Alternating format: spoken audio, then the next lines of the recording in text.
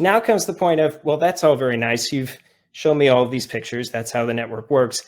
How do I assess that in comparison to any other remote access system? What I've noticed is that operational technology environments are very good at analyzing each and every single device that comes in and out of their system mathematically, as long as it's a physical device. But when it comes to IT, that system tends to get a pass. Let's look back at this mission one more time. Maximize uptime, availability, and crew safety. Subject to the constraints of individual human time, process blocks. So this would be, I can't work on one thing for less than 30 minutes. I need to do the entire process, and money. If you are an industrial engineer, this is a linear program. The way to think about this for remote access is we're dealing with not a component, not a system, but a system within a system. And that system is your entire firm.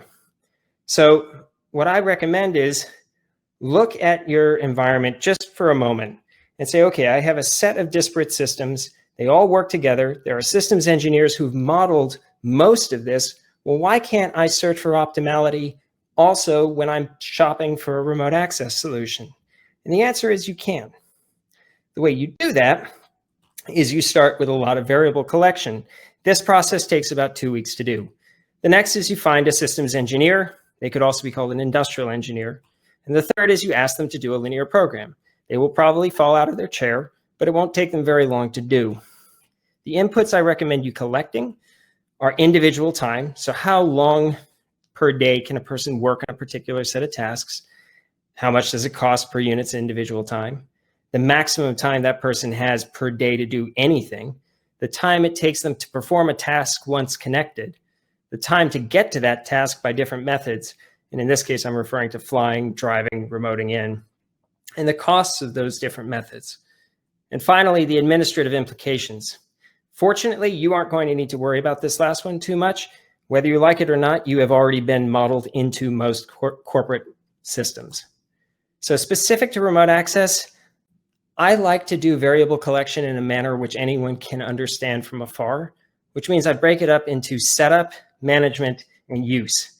What you're going to notice here is that times to install things, times to train people, these vary significantly between different remote access systems.